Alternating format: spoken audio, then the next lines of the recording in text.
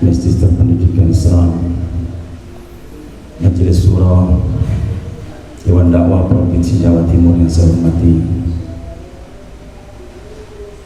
para kiai dan yang lainnya, termasuk juga pengurus GKM Masjid Ar-Rahmah yang saya hormati juga. Alhamdulillah, di pagi yang membanggakan ini, di pagi yang insya Allah salat, doa, zikir kita disaksikan oleh malaikat penjaga malam dan penjaga siang. Mudah-mudahan ibadah salat subuh yang kita lakukan ini diterima oleh Allah Subhanahu wa Ta'ala. Hadirin jamaah rahimakumullah, gerakan salat subuh yang menjadi ikon program Dewan Dakwah Kota Probolinggo kita mulai hari ini. Insya Allah bulan-bulan ke depan terus akan kita laksanakan, walaupun di musim pandemi semacam ini. Dan ini adalah tantangan bagi kita. Materi yang akan disampaikan oleh Kiai Haji Fathur Rahman, Magister Pendidikan Islam, kandidat doktor, insya Allah tentang terkait dengan masalah dakwah, tantangan dakwah di zaman fitnah. Ustadz Mundin Situmorang mengatakan bahwa setiap tahun angka murtad dari Islam menuju agama lain lebih kurang 2 juta, sehingga jumlah umat Islam sekarang 84%. Bahkan Irjen Polisi Anton Taba Purnawiraman, beliau salah satu di antara pengurus Majelis Ulama Pusat, mengatakan bahwa jumlah umat Islam sekarang 74%. Ini merupakan kabar yang tidak mengenakan bagi kita. Bahkan ini merupakan tantangan baru bagi kita sebagai seorang dai, dan kita semuanya adalah dai. Nahnu du'at qabla kulli syai'. Bapak, Ibu, dan saudara sekalian, gerakan sholat subuh pagi ini sangat spesial karena hari ini atau pagi ini, selain kita mendengarkan tausiah dari beliau Ketua Dewan Dakwah Provinsi Jawa Timur, Kiai Haji Fathur Rahman, beliau juga pengasuh Pondok Pesantren El-Kismi Mojokerto, termasuk juga pengurus MIUMI Mojokerto. Dengan kesibukan beliau yang sangat padat, beliau menyempatkan hadir untuk memberikan tausiah kepada kita, pengurus Dewan Dakwah Kota dan Kabupaten, termasuk juga pemuda Dewan Dakwah Kota Probolinggo. Hari ini nanti, acara ini nanti setelah beliau memberikan tausiah, mohon untuk berkenan di tempat, tidak meninggalkan tempat ini sebelum berakhirnya. Insya Allah nanti akan kita langsungkan pelantikan, dan pada saat pelantikan nanti akan dihandle langsung dari pengurus Dewan Dakwah Provinsi Jawa Timur. Lebih spesial lagi bahwa kajian subuh ini, salat subuh ini, kita datangkan imam dari Flores. Jazakumullah khairan katsiran Ustaz. Teringat kalau pas mendengarkan itu, teringat ketika kita di Masjidil Haram. Masya Allah, ya, jauh-jauh dari Flores, cuma di sini sudah sekian tahun. Dia masih kerabat dari Finaltirom, Dr. Anwar Lutfi, dan beliau wakil ketua Dewan Dakwah Kabupaten Probolinggo. Bapak, Ibu, dan saudara sekalian, langsung saja kita akan mendengarkan tausiah dari Mukarram Kiai Haji Fathur Rahman. Namun sebelumnya kita awali dulu dengan bacaan basmalah. Bismillahirrahmanirrahim. Tafadhol Kiai untuk menyampaikan tausiah pada pagi hari. Silakan.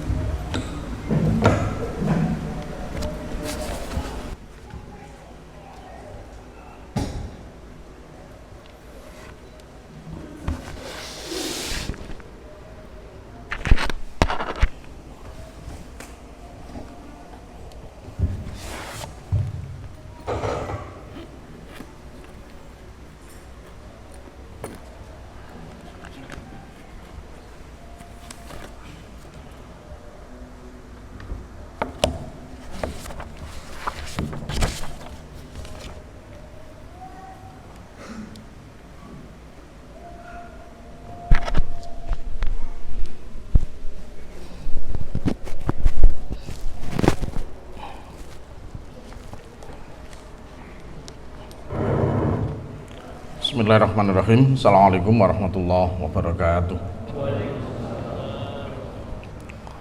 Innal hamdalillah nahmaduhu wa nasta'inuhu wa nastaghfiruh wa na'udzu billahi min shururi anfusina wa min sayyiati a'malina may yahdihillahu fala mudhillalah wa may yudlil fala hadiyalah. Asyhadu an la ilaha illallah wahdahu la syarikalah wa asyhadu anna Muhammadan abduhu wa rasuluh. Allahumma shalli wa sallim wa barik ala nabiyyil karim Muhammadin sallallahu alaihi wasallam wa ala alihi wa sahbihi ajma'in. Amma ba'du, qala Allah ta'ala a'udzu billahi minasyaitonir rajim. Ya ayyuhalladzina amanu taqullaha haqqa tuqatih wa la tamutunna illa wa antum muslimun.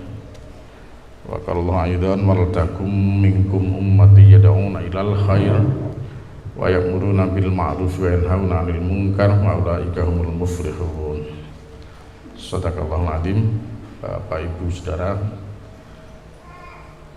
jamaah salat subuh yang berbahagia, alhamdulillah kita bersyukur pada Allah Subhanahu wa taala pada pagi hari ini kita termasuk yang beruntung, kita diberikan kesempatan oleh Allah Subhanahu wa taala untuk melaksanakan salat subuh dengan berjamaah. Ya, semoga salat kita diterima Allah Subhanahu wa taala, doa-doa kita semua diterima oleh Allah Subhanahu wa taala.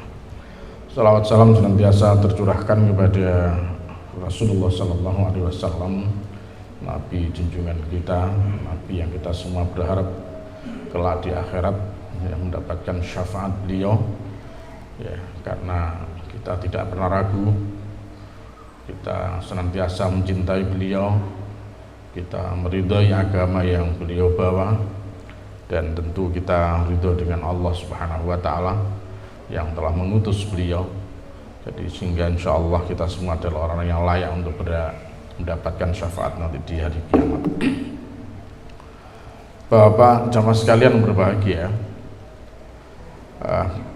kalau kita berbicara tentang zaman fitnah, ya, ada beberapa hadis yang pagi ini barangkali bisa saya bacakan, ya. Jadi biar kita tidak kemana-mana ketika berbicara tentang zaman fitnah, gitu ya. Rasulullah Shallallahu Alaihi Wasallam di dalam satu hadis yang diriwayatkan oleh Imam Bukhari, hadis nomor 6541, pernah menyampaikan dan didengar langsung oleh sahabat Anas bin Malik radhiyallahu anhu.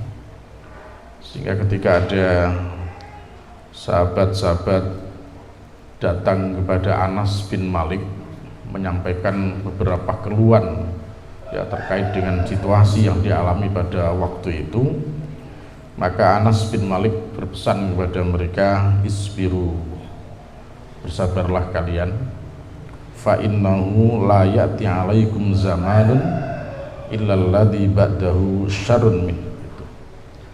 Bersabarlah kalian semua, sebab tidaklah datang kepada kalian zamanun, satu zaman, satu masa, illa alladzi ba'dahu syarrun min, kecuali sesudah zaman itu akan lebih jelek.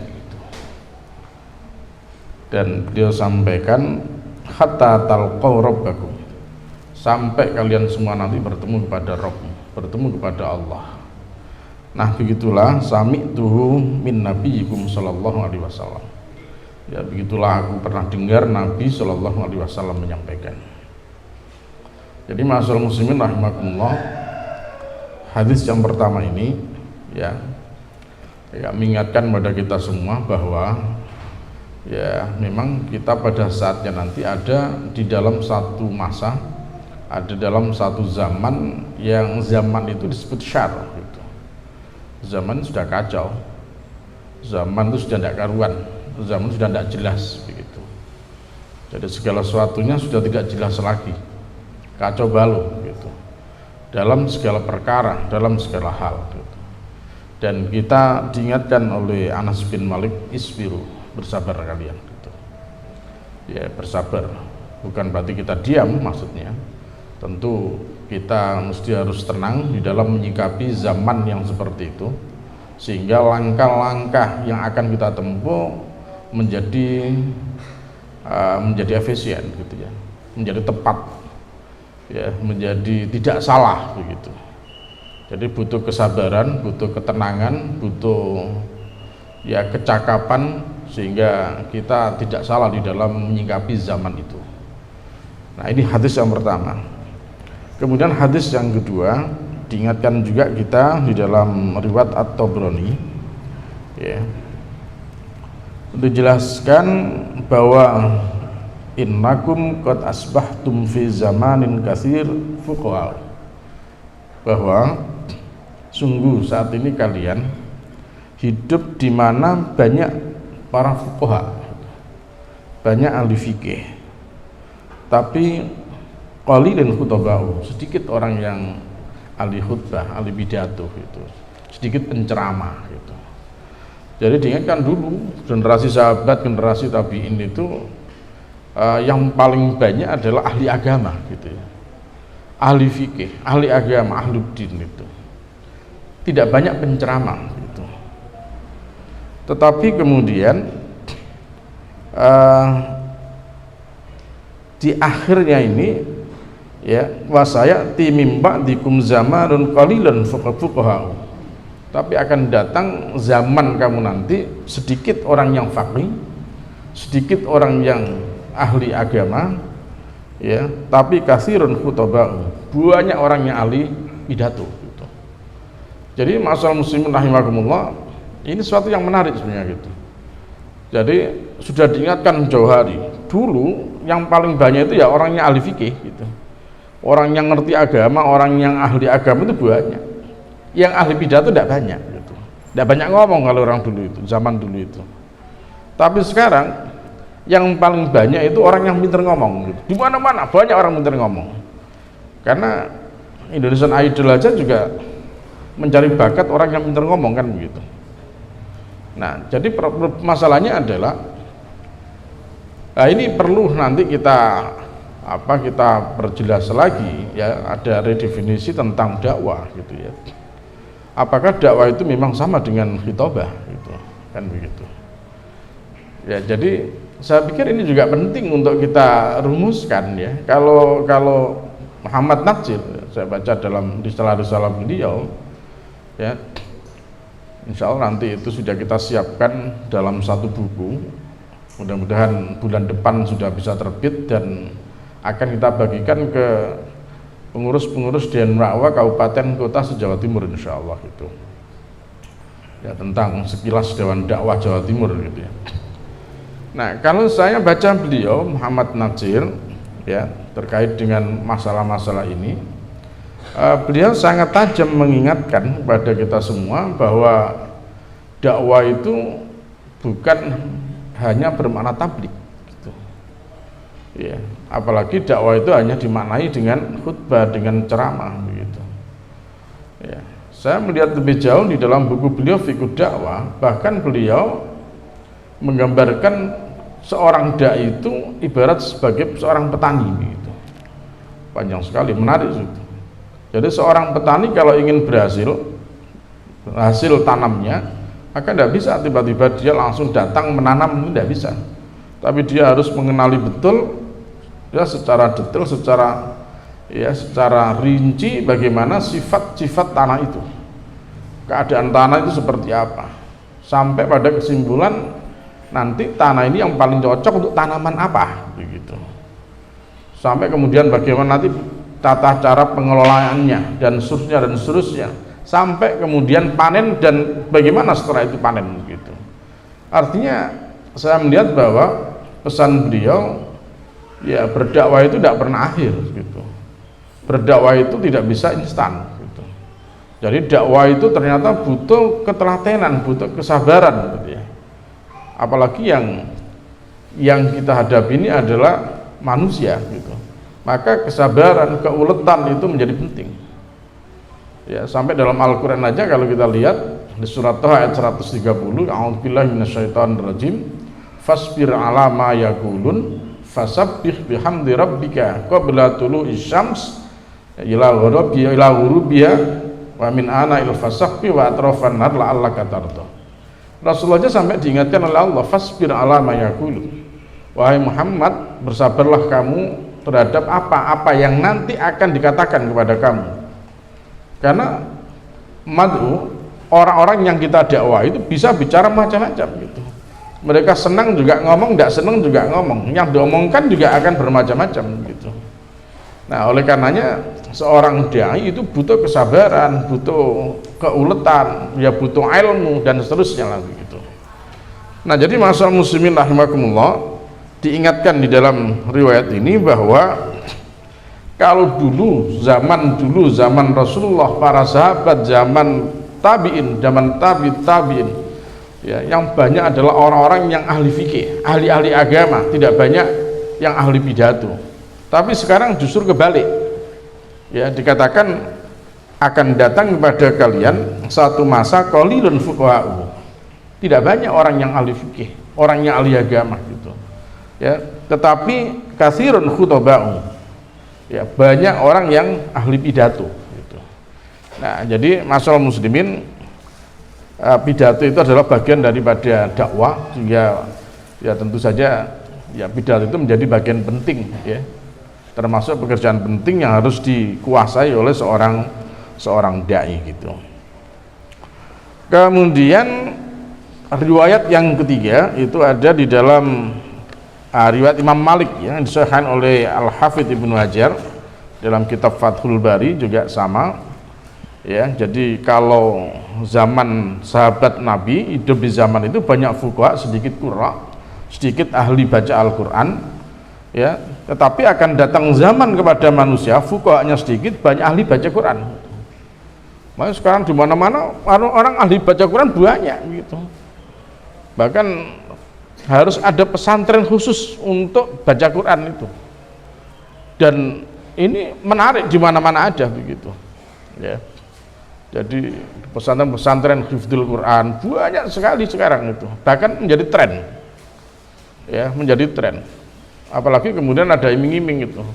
Nanti ya lulus hafal 30 juz, nanti bisa diterima di Fakultas Kedokteran Universitas Indonesia begitu. Menarik sekali. Jadi mereka menghafal Al-Quran 30 juz biar nanti bisa diterima di Fakultas Kedokteran. Lulus 30 juz biar nanti bisa diterima, ada fasilitas, bisa gratis masuk di tentara, masuk di polisi, masuk di mana, jadi apa begitu. Jadi trennya adalah orang membaca Al-Quran, menghafal Al-Quran bukan untuk Allah Subhanahu wa ta'ala, tetapi mereka menghafal Al-Quran untuk mencari imbalan dunia. Ini yang fatal begitu. Itulah yang sering saya ingatkan juga kepada teman-teman yang mau bikin pesantren itu, karena banyak teman yang mau bikin pesantren tahfidz Quran itu datang ya berdiskusi ya dengan saya untuk minta pertimbangan lah begitu. Ya saya sampaikan dan saya tanya dulu, antum bikin pesantren tahfidz Quran, yang antum mau tuju apa begitu. Saya nanti ingin dengan anak-anak menghafal Quran ini nanti jalan mereka untuk kuliah di luar negeri itu bisa dimudahkan begitu. Nah saya bilang ya kalau gitu enggak usah bikin pesantren tahfidz Quran kalau begitu. Jadi kalau tujuan bikin pesantren tahfidz Quran hanya untuk itu enggak usah. Ya. Jadi harus diluruskan gitu. Jadi yang dikhawatirkan nanti ini akan datang zaman kepada manusia fuqahanya sedikit, banyak ahli baca Quran. Ya, orang yang ngerti agama sedikit sekali, tapi orang yang baca Quran banyak itu. Mereka hanya menjaga huruf-hurufnya, tapi luput dari menjaga hukum-hukum syariat yang ada pada Al-Qurannya. Artinya apa? Mereka enak juga, bacaannya bagus dan enak sekali, ya. Tetapi mereka lepas, tidak memahami apa yang terkandung di dalamnya begitu. Padahal Quran itu harus ditadaburkan. Nah inilah yang akan menjadi problem bagi umat ini. Ketika umat sudah tidak banyak yang paham tentang Al-Quran, maka gerakan-gerakan untuk menjauhkan umat ini menjadi semakin kuat. Contoh, kalau dulu saya belajar tentang kristologi dengan Pak Yai Wasian, Allah yarham gitu. Ayo Fatur, sekarang saya jadi pendetanya, kamu jadi jadi orang Islamnya. Nah, jadi peragaannya begitu. Nah, waktu itu yang dicoba untuk didiskusikan atau dialogkan itu adalah ini, terkait dengan ayat la yadkhulul jannata illa man kana hudan au nasara gitu. Debat di situ. Ayo. Hur. Nah, gitu dia. Enak sekali kalau ngasih contoh. Hur. Ngapain kamu susah-susah jadi kaum muslimin, harus sholat sehari 5 kali, 5 waktu gitu.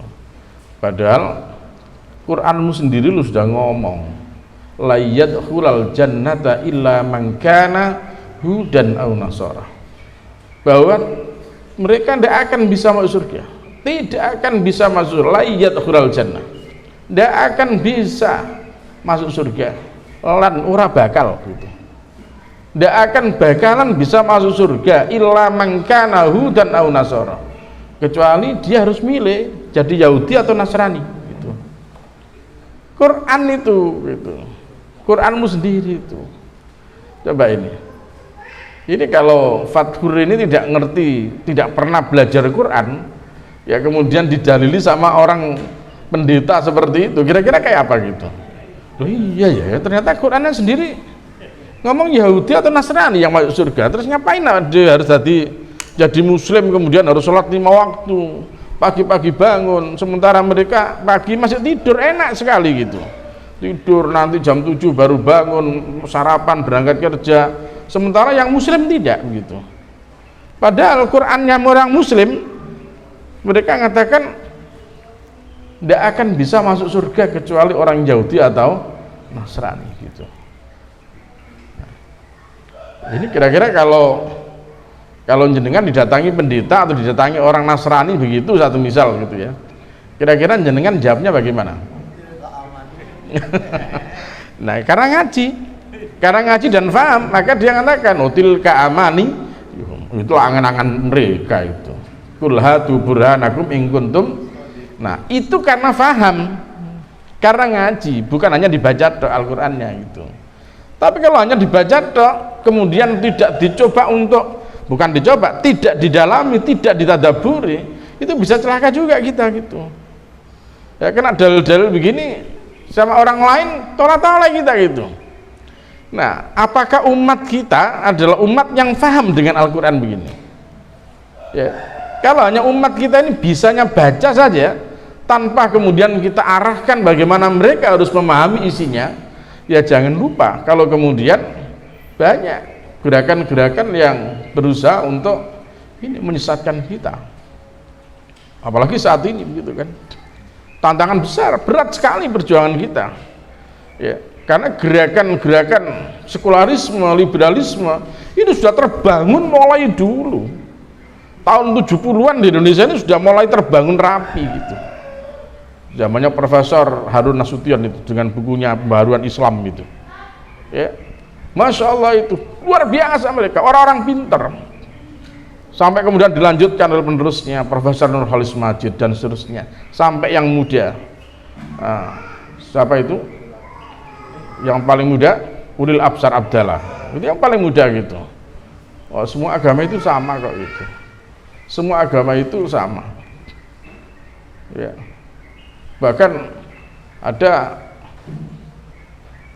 kiai kita juga itu, Kiai Syafi'i itu, kalau ada yang mengatakan bahwa Islam itu adalah agama yang benar, maka itulah bentuk eksklusifme itu. Itu eksklusif gitu. Kalau ada orang mengatakan bahwa Islam adalah agama yang benar, yang lain salah gitu, itu eksklusif gitu. Surga mau dimasuki sendiri, yang lain tidak boleh masuk gitu. Waduh, luar biasa begitu. Ini bisa masuk kemana-mana ini, apalagi zaman saat ini gitu ya. Ya kita kalau tidak punya kemampuan, ya tidak pernah membaca, tidak pernah memahami, tidak mengerti isinya Al-Quran, tidak pernah kita kenalkan anak-anak kita, generasi kita tentang Al-Quran dan Sunnah, Quran dan hadis, begitu diserang oleh pemikiran-pemikiran seperti itu, jebol akidah kita gitu. Ini tugas kita sebenarnya begitu. Ya ini nanti kita ambil contoh-contoh lain lah begitu. Ini saya ingin sampaikan tadi itu. Ya, jadi banyak ahli pidato tapi tidak banyak fuqahanya. Ini bahaya gitu. Jadi karenanya bukan berarti saya katakan antum tidak perlu bikin pondok tafsir, enggak, silakan itu. Tapi itu ada marhalahnya begitu. Memang ada waktunya mereka harus menghafal Al-Qur'an, tetapi mereka juga harus tersediakan untuk mereka kapan mereka harus memahami isi-isi Al-Qur'an itu, biar tidak sampai salah begitu. Ya, sebab nanti kalau sampai salah bahaya, kayak contoh tadi itu. Ya, orang Nasrani ngomong, "Cuma kamu jadi kaum muslimin itu." Nah, ini kalau orang-orang kampung yang mungkin jarang baca Quran digitukan kan ya. Nah, barangkali seperti yang tadi Pak Suhada sampaikan, umat muslim menjadi semakin berkurang itu karena ya tadi itu. Ya, karena juga seiring dengan ini pemahaman mereka yang sangat lemah terhadap Islam itu. Ya, bisa jadi memang faktor ekonomi itu iya begitu. Ya, faktor ekonomi itu iya. Karena kadal faqru ayyakuna kufran iya. Tetapi pemahaman terhadap agama, pemahaman terhadap ajaran-ajaran Islam yang kita yakini sebagai agama yang benar itu kalau memang tidak dimiliki ya memang akan berbahaya juga, menjadikan orang ragu sampai akhirnya mereka harus murtad gitu. Jadi itu 84% disampaikan begitu. Bahkan Pak Anton bilang sudah 74% tinggalnya kaum muslimin begitu. Sementara dijelaskan juga hasil beberapa riset itu umat muslim yang bisa baca Quran baru bisa loh ya, ini baru bisa baca Al-Quran. Ada yang mengatakan hasil riset itu hanya sekitar 55%. baru bisa baca Al-Quran ya. Kalau Bu Ireng zamannya Gus Solah itu membuat satu penelitian, umat muslim Indonesia yang bisa baca Al-Quran itu hanya sekitar 65%. Berarti 35% belum bisa baca Quran. Itu baru bisa. Kalau ditanya berapa persen mereka yang sudah memahami Al-Quran, wallahu alam, tidak tahu juga begitu. Jadi kita ini mayoritas, tapi sebenarnya di dalam posisi minoritas itu. Mayoritas secara jumlah, tapi minoritas secara kualitas itu. Inilah pekerjaan kita semua begitu. Jadi fakta ini harus betul-betul kita buka ini. Jadi kita kan biasanya sok marah-marah saja begitu kan, serang orang marah, jangan marah dulu gitu, tenang saja gitu. Tapi bagaimana kita harus menyiapkan dan membentengi diri ini penting gitu. Karena kita punya kewajiban, ku anfusakum wa ahlikum nar, jaga diri, jaga keluarga, jangan sampai mereka terjerumus ke dalam neraka begitu. Nah, masyaallah muslimin rahimakumullah, di dalam Sunan Ibnu Majah dijelaskan ya, Rasulullah Shallallahu Alaihi Wasallam bersabda, Inna ba'di min ummati au sayakunu ba'di min ummati qaumun yaqra'una al-Qur'an la yujawizu khuluqahum gitu. Jadi di antara akan datang di antara umatku ini mereka membaca Al-Quran tapi tidak melewati tenggorokan gitu. Kita bayangkan gimana baca Al-Quran tidak lewat tenggorokan gitu. Padahal huruf-huruf Al-Quran mestinya akan keluar dari tenggorokan juga itu kan, kayak huruf halqi itu kan. Tapi apa maksudnya begitu kok? La yujawizu khuluqahum gitu. Yamruquna minad din kama yamruquna sam minar rum. Jadi ini keluarnya seperti ini, digambarkan kayak keluarnya anak panah dari busurnya itu. Cas gitu. Artinya apa? Quran itu dibaca lewat saja begitu. Lewat saja begitu. Jadi sama sekali mereka tidak memahami apa yang sedang mereka baca itu. Ya. Mereka tidak paham apa yang sedang mereka baca gitu. Ya mereka baca innad dina indallahil Islam gitu. Paham mereka baca itu. Mereka baca may yabtaghi ghairal islami dinan fala yuqbala min wa huwa fil akhirati minal khasirin. Tahu juga itu. Tapi coba apa kemudian kata mereka? Allah berfirman innad dina indallahil Islam. Mereka baca itu, tetapi kemudian mereka juga mengatakan semua agama itu adalah sama gitu. Kira-kira logika apa yang kita pakai kalau begitu? Dia ngomong inna dina indallahil Islam gitu. Tapi kemudian mereka mengatakan semua agama itu sama gitu. Makanya ketika ruame di grup-grup itu saya bilang sederhana aja gitu. Kalau memang semua agama sama ngapain repot-repot gitu. Kalau yang dikhawatirkan itu adalah radikalisme, ya, ekstremisme dan sebagainya, tidak perlu repot. Wong sudah sepakat kok semua agama sama mereka gitu kan. Kecuali kita yang tidak sepakat gitu kan. Kalau memang mereka sepakat bahwa semua agama itu sama, biar tidak ada masalah, sudah semuanya disatukan saja begitu. Tidak perlu ada agama yang macam-macam di Indonesia ini gitu. Satu saja, Muslim, Islam saja agamanya begitu. Kira-kira mau enggak yang Nasrani gitu? Yang Yahudi mau enggak? Yang Hindu mau enggak? Yang Buddha mau enggak gitu? Enggak akan mau. Kenapa mereka enggak mau? Karena mereka nganggap Hindu yang benar, selain Hindu salah. Karena yang Nasrani menganggap Kristen yang benar, yang lain salah. Kan begitu. Kalau memang mereka benar mengatakan semua agama itu sama, ya biar tidak ada masalah begitu. Sudahlah, yang Indonesia karena mayoritas Muslim, ya sudah semua jadi Muslim aja begitu. Ya biar tidak repot-repot gitu. Kan gitu ya. Sederhana sebenarnya begitu.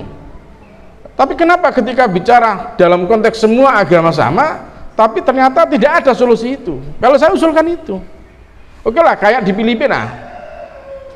Karena Filipina mayoritas adalah Katolik, ya semua Katolik aja, begitu. Selesai. India karena semuanya Hindu, mau semua agama sama kok. Nggak usah banyak agama, susah-susah nanti ngaturnya. Muncul departemen keagamaan jadinya begitu. Ya, sudah. Kalau yang India, Hindu aja semua begitu. Itu kan enak itu kan. Nah, tetapi yang punya ide, punya gagasan semua agama sama, itu tidak punya solusi seperti itu.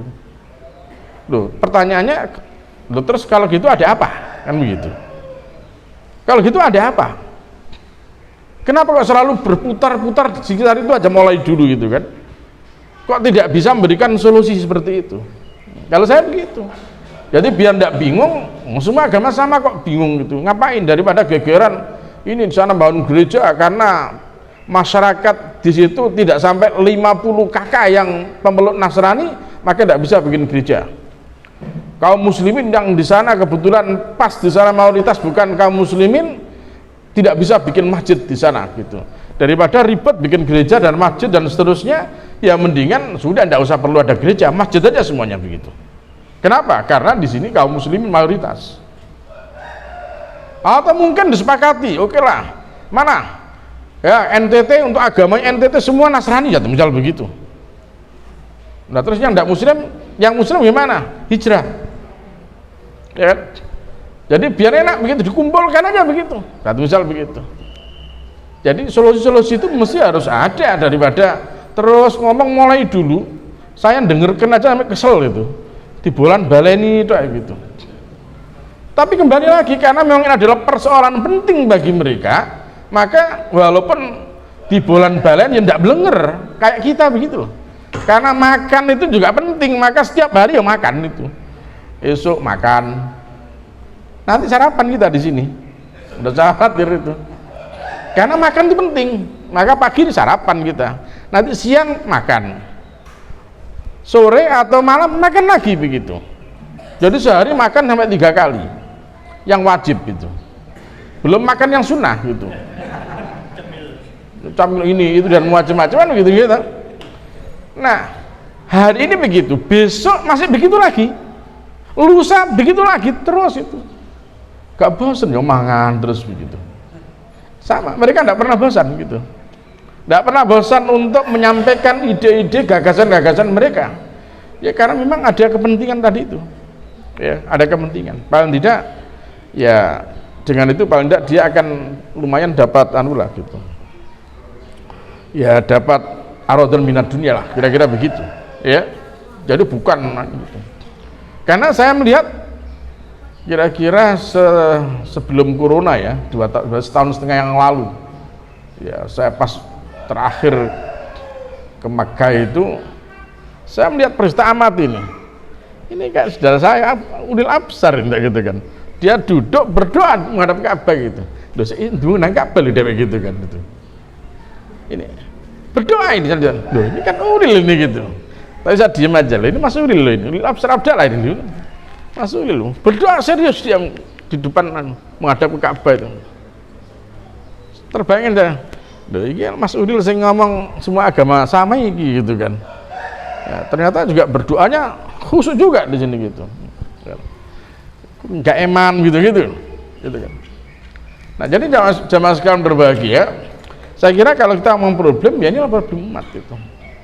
Nah, yang lebih menakutkan lagi begini, satu hadis yang diriwayatkan oleh Imam Bukhari, ya, hadis nomor 3338, ya, ini bersumber dari Hudzaifah, ya, Hudzaifah bin Al-Yaman.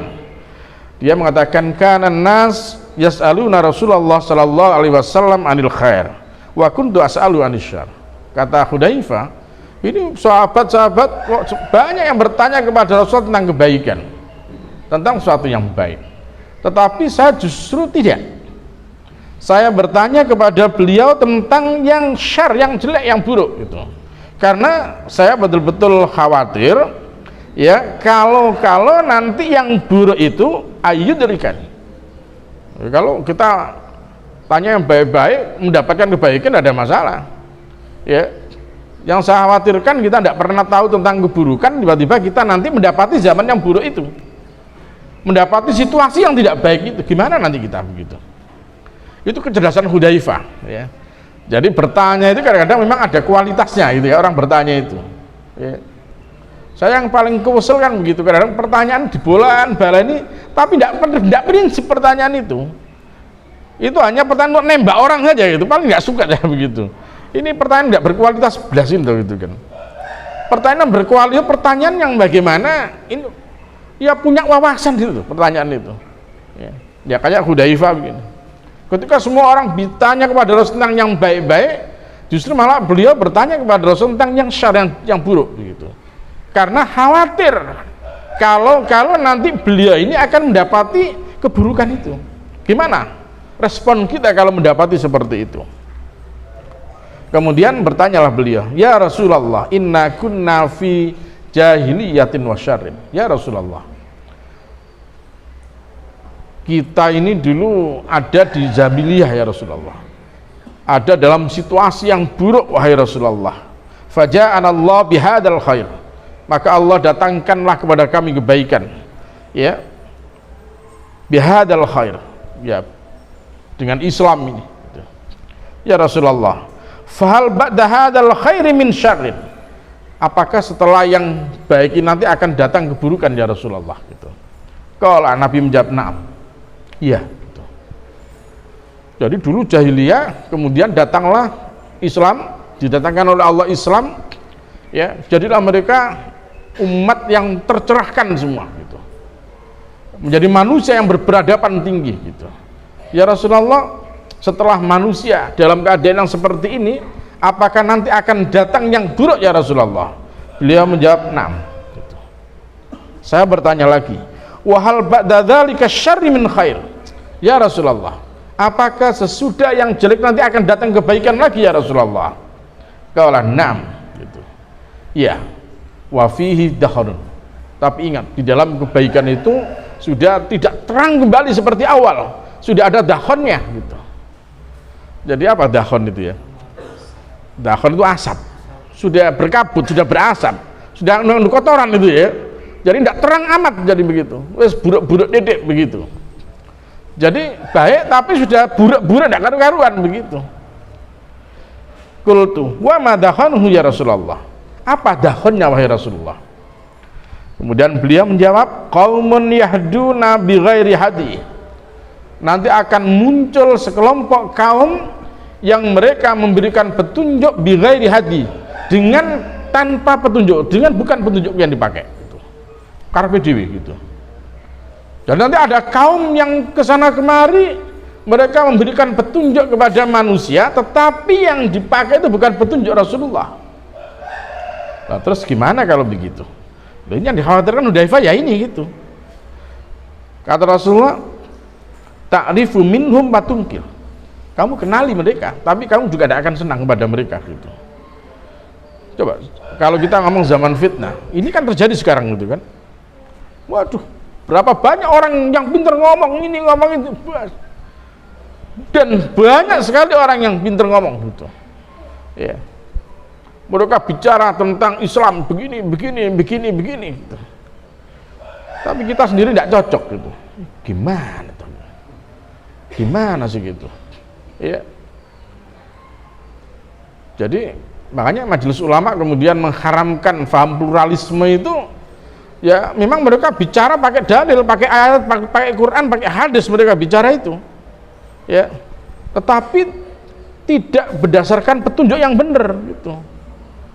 Jadi ngomong Quran tapi karo-karo PDW begitu. Kalau dalam riwayat Abu Daud itu, man qala fi kitabillahi bi ra'yihi fa asaba faqad akhta gitu.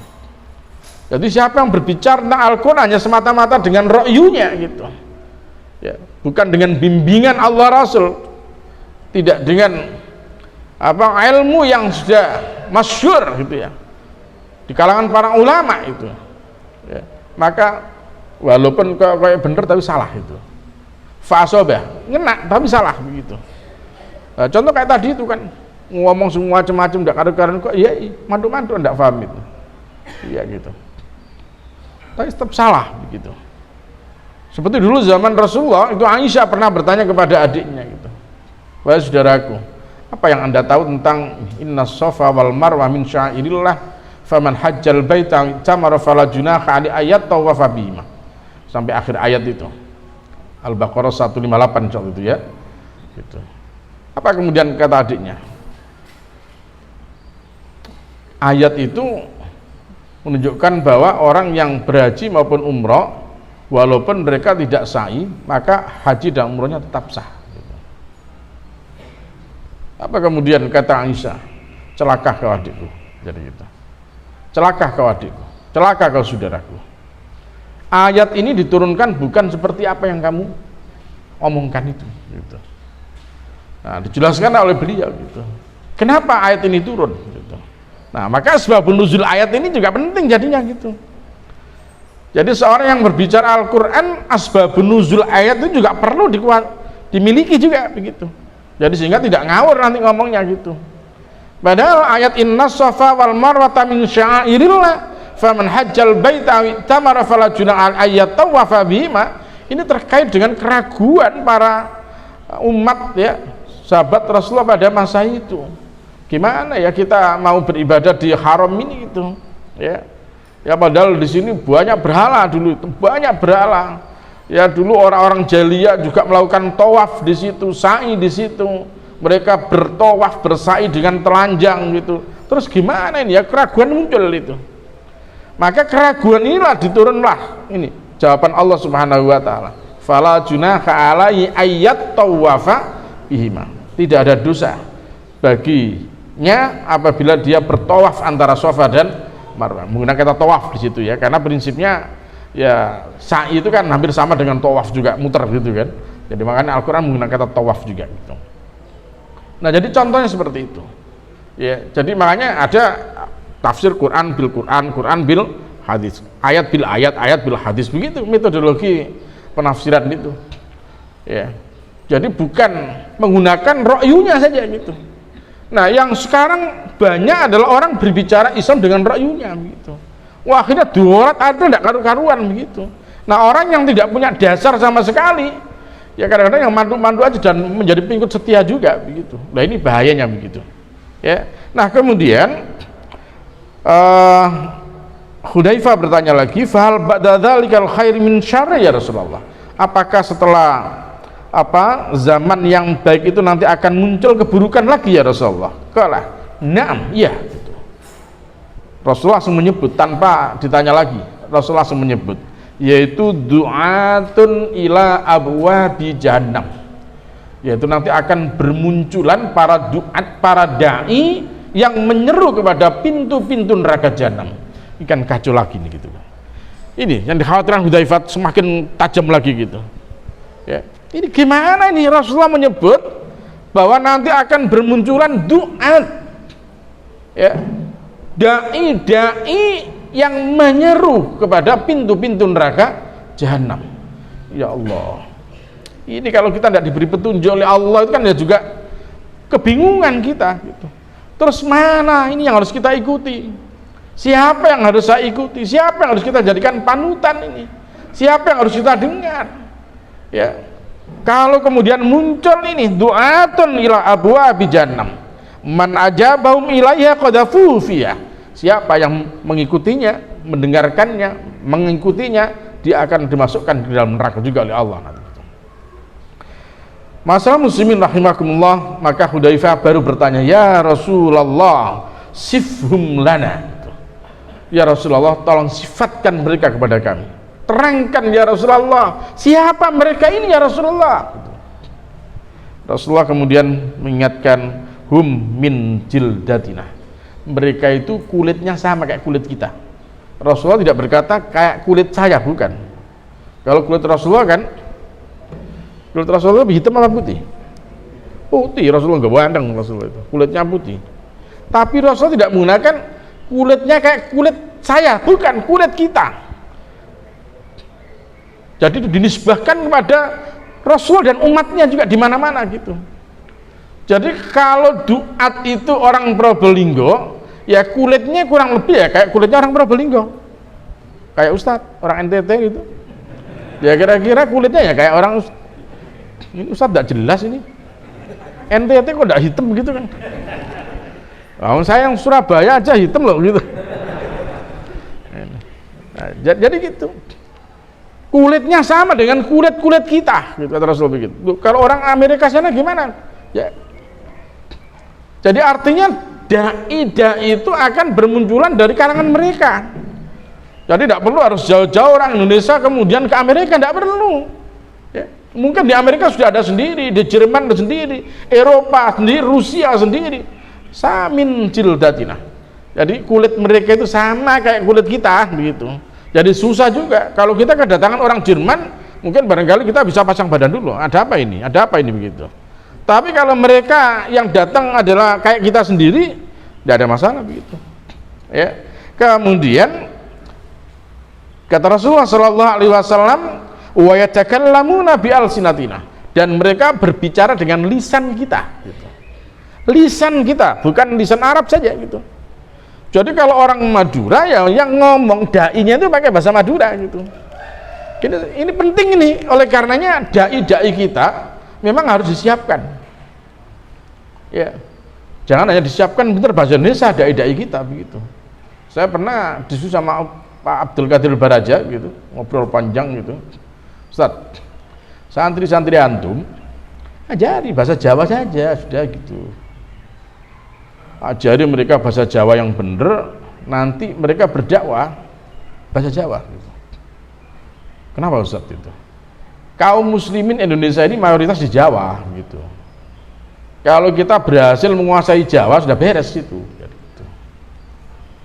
Kalau anak-anak antum tidak bisa bahasa Jawa, nanti masuk ke pelosok-pelosok, orang pelosok tidak ngerti bahasa Indonesia, dakwah pakai bahasa Indonesia, yang didakwai toleh-toleh, tidak ngerti gitu. Oh, artinya ya berarti dai-dai kita ini yang mesti harus ini. Oh ya disiapkan memang dai Madura, bahasa Madura, dai ini kan memang tidak bisa multi language itu ya, tidak bisa sembarang bahasa bisa gitu. Orang Madura disiapkan, harus disiapkan kader-kader ini gitu ya. Jadi oleh karenanya bagi saya penting untuk menjawab tantangan ya, tantangan dakwah di zaman fitnah ini ya, dewan dakwah ini juga harus cerdik begitu. Jadi bagaimana menyiapkan calon-calon dai-nya ini gitu. Karena apa? Karena yang duat yang ila abwabi jahannam mereka juga multi bahasa begitu. Sementara dai-dai kita yang mengajak ke surga kadang-kadang terbentur dengan bahasa begitu. Kan begitu. Jadi makanya harus disiapkan kalau gitu. Dai yang pinter bahasa Arab, pinter bahasa Inggris, dai yang pinter bahasa Madura, pinter bahasa Jawa dan sebagainya, pinter bahasa NTT gitu kan, biar nanti ke sana begitu. Disiapkan mereka ya, kemudian ya problemnya dai-dai kita ini kan begitu. Mohon maaf itu ya, saya itu ketika rapat dewan dakwah provinsi itu begitu ngomong dai, saya juga mengelus dada sebenarnya gitu. Ya Allah gini. Coba jangan bayangkan dai pusat. Ini memang dai-dai dan dakwah itu memang dai-dai yang diganjar. Memang orientasinya kalau mantep itu, wa ma as'alukum alaihi min ajrin in ajriya illa ala rabbil alamin gitu. Kok mantep itu. Tak tanya berapa gajinya dai yang pusat itu. Dai pusat gajinya, Pak, itu ya. Memang jenengan jangan merasa kecewa berjamaah dengan kita begitu ya, malah justru malah harus senang bersedekah juga gitu. Dai pusat gajinya 550 ribu, coba jangan bayangkan itu 550. Dia ditugasi untuk ngurusi agama, untuk menjaga umat, tapi dibayar 550.000 tok satu bulan itu. Ya panjenengan. Makanya begitu Probolinggo didatangi dai ya untuk membantu dai, kemudian bisa mengumpulkan berapa ratus juta, itu saya bersyukur. Alhamdulillah, ini orang Probolinggo paham bener apa karena hari itu. Walaupun saya utang bareng misal gitu ya. Saya utang janji gitu. Ya nanti gini. 550.000 satu bulan gitu. Coba antum bayangkan gitu. Padahal anak kita sekolahnya berapa satu bulan gitu. Ya.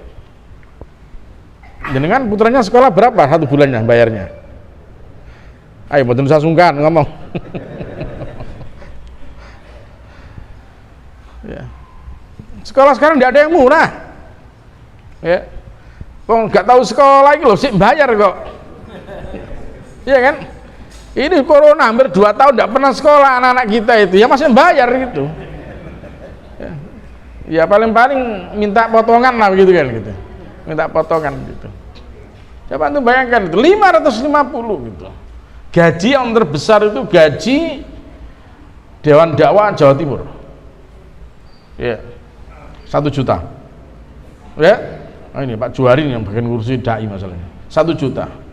Saya begitu kasih laporan loh, dai pusat 550.000, dai Jawa Timur 1 juta gitu.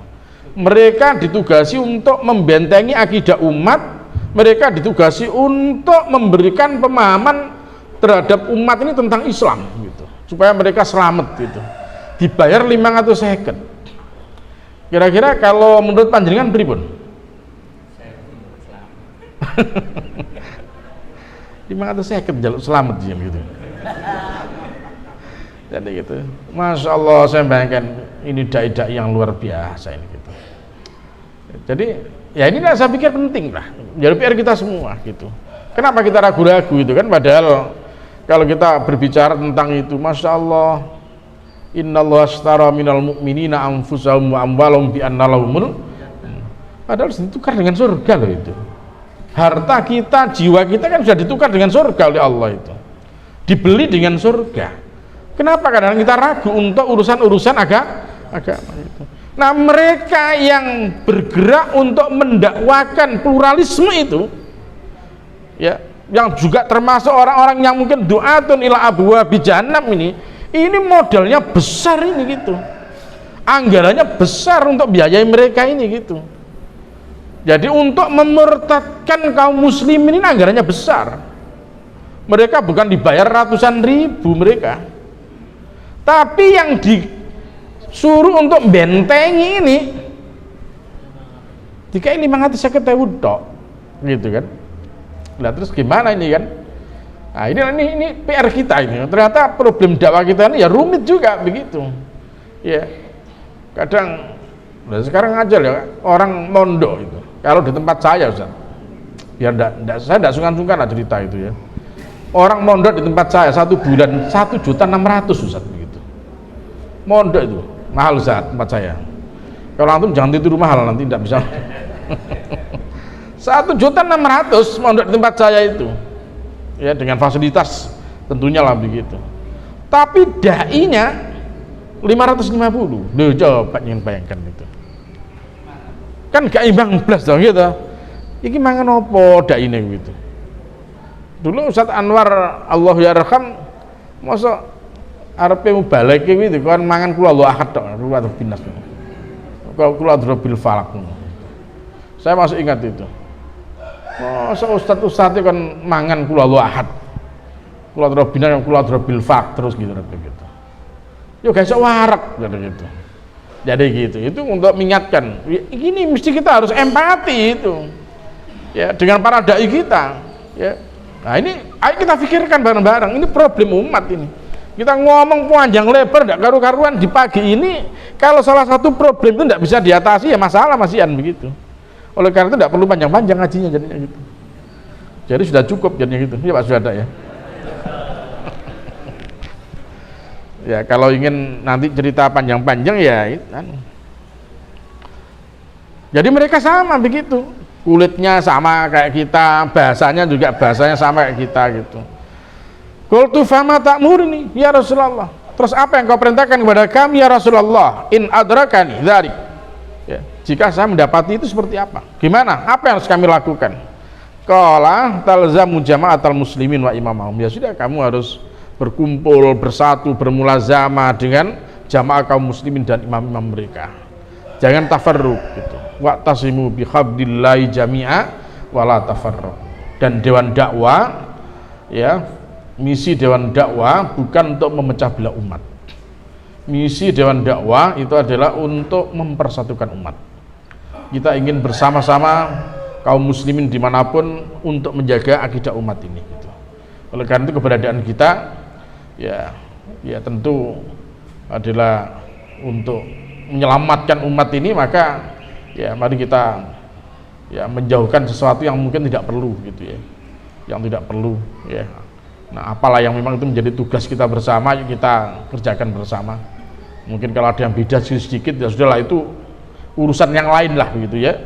Tapi coba urusan umat ini yang memang harus kita utamakan ini gitu ya. Coba kita bicara urusan-urusan yang lebih besar terkait dengan masalah umat ini ya, agar jangan sampai umat kita semakin hari semakin turun persentasenya begitu, karena mereka gencar sekali melakukan serangan-serangan ya, melakukan manuver-manuver, sementara kita sibuk ya gontokan masalah internal ini ya. Masalah internal kita kan banyak sekali itu ya. Kita ini ya apa ya umat muslim ini secara umum kan begitu.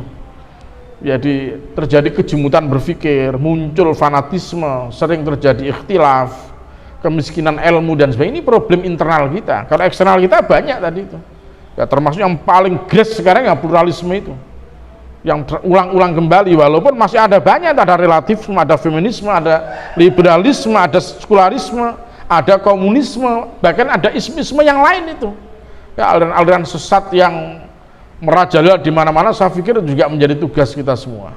Oleh karenanya mari kita persiapkan diri kita semua sebagai bagian daripada umat yang bisa memberikan solusi, ikut memecahkan masalah. Jangan justru malah kita yang bikin masalah. Ini yang paling penting. Mudah-mudahan sedikit yang saya sampaikan bermanfaat ya. Mudah-mudahan bapak-bapak, ibu-ibu semua ya senantiasa mendapatkan rahmat ridho Allah Subhanahu wa taala dan senantiasa dalam bimbingan Allah Subhanahu wa taala. Ya, semoga diberikan Allah rezeki yang halal barokah, urusan-urusan kita semua dimudahkan oleh Allah ya, dan apa yang menjadi hajat kita semua semoga dikabulkan oleh Allah Subhanahu wa taala. Saya kira itu nasihat saya, mudah-mudahan manfaat untuk saya dan panjenengan semua. Kurang lebihnya saya mohon maaf. Aku qouli hadza, astaghfirullah, innahu huwal ghafurur rahim.